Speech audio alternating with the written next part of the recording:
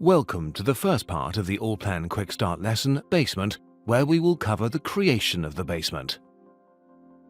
What awaits you in this lesson? In the first part, we will copy the imported site plan together, set it to the 1:100 scale, and fittingly slide it under our planned model. Allplan users do this every day in about 60 seconds. In the second part, we will create the exterior basement walls, the supporting floor slab, and the ceiling above the basement in 3D.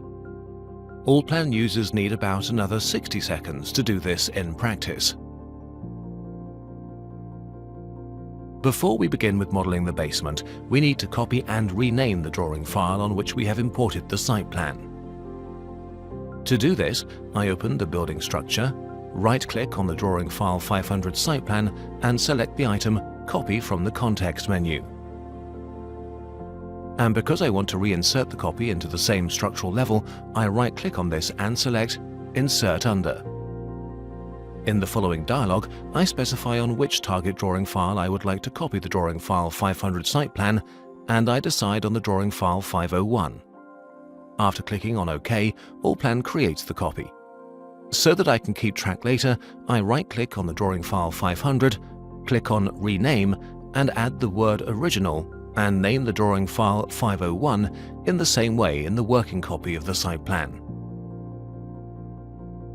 We will always leave the original site plan on drawing file 500 unchanged, and we now continue to work with the working copy on drawing file 501.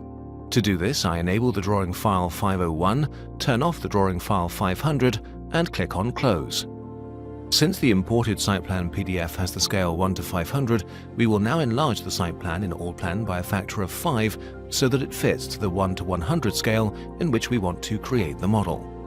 Ensure that the role of architecture is now set in the action bar.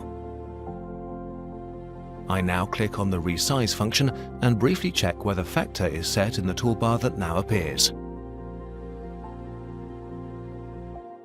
Now take a look at the dialog line at the bottom edge. Whenever you have started a function, Allplan corresponds with you here, so to speak.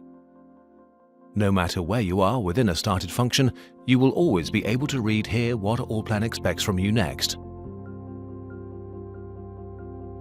You will be guided through a function here with the dialog line.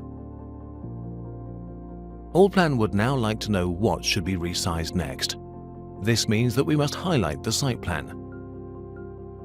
To do this, we can either draw a box around the entire site plan with the mouse, or simply press Ctrl and A at the same time on the keyboard. This is one of many Windows shortcuts that also work in Allplan. A in this case stands for All. Allplan now highlights everything, that is the entire site plan, in the red detection color, and a look at the dialog line tells us that as the next fixed point, we should next click anywhere in the drawing file from where the resizing is to occur. To do this, I simply click on the lower corner of the site plan. A factor along x-axis is now suggested in the dialog line, namely 2. This 2 is already highlighted, and I now enter the desired number 5 on the keyboard and confirm the entry with the Enter key. The dialog line then also suggests the factor 5 to me for the Y direction, and I confirm this with the Enter key on the keyboard. I do the same thing with the factor of 5 for the Z direction. Allplan has now resized the site plan, and I exit the function with the Escape key. I use the F5 key in order to now view the full enlarged image. When elements are resized in Allplan, then their text is not taken into consideration. This is intentional. However, since we also want to resize the text to the size appropriate for the scale of 1:100 in this case, we activate the labeling task in the action bar, and in the action bar start the function Resize Text. In the dialog line, Allplan now asks for the elements to be resized, and we again simply highlight all elements with the key combination Ctrl and A. This function now acts on text, and that is also why only texts are highlighted in red. In the dialog line, we enter the factor of 5, confirm this with the Enter key, and exit the function with the Escape key on the keyboard. You will find the status bar at the bottom in Allplan. You should also see the default status bar 1 to 100 in your Allplan in the status bar and the site plan, as well as the site plan text now fit to this scale. After resizing the site plan, we will now move it.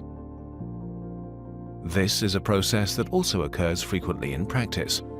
For example, this happens if you have already begun with the entry of a design idea for a plan in Allplan before you have imported the site plan. Open the building structure, enable the drawing file 111 basement practice drawing file, and ensure that the drawing file 501 is active in the background, that is, that it's yellow. Exit the building structure with close.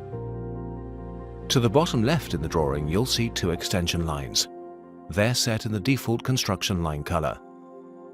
You can show all possible elements in Allplan as a construction line. A construction line has the peculiarity that it's not printed. It's good to know, if you draw a box around these two lines and display the properties of these two highlighted lines in the Properties palette, you can see the check mark for Construction Line. A construction line always has specially preset format properties. That's why the first three format properties are grayed out and cannot be modified. This is intentional in the construction line. In order to now move the site plan to the right location in this example, I will use the Direct Object modification. This means that I will not begin with selecting a function, in this case the Move function, but rather I will start by highlighting everything with the key combination Ctrl and A, holding the mouse over both extension lines, scrolling closer to these, then removing both extension lines from the selection by clicking once with the Ctrl key depressed, and displaying the whole image again with the F5 key. I now have visual control over whether I have selected all of the elements to be moved, namely only these. I can tell at a glance that everything is right because everything is highlighted in red, with the exception of both extension lines. I now hold the mouse over the selections that are to highlight the upper right corner of the building and scroll closer. I hold the cursor right on the inner right upper corner, note do not click, only hold, and an entry box appears with a couple of useful functions that are useful in this situation. I click on the Move function, and because I have accessed this function at an exact point of intersection of two lines, Allplan now knows that I would like to move something, what I would like to move, and from which point I would like to move it. I scroll out of the drawing, scroll over both extension lines close to the elements, and simply left-click on my target point, the point of intersection of both extension lines. Using the F5 key, I put the entire image back and see that the site plan is now at the desired location, congruent to the point of intersection of the extension lines.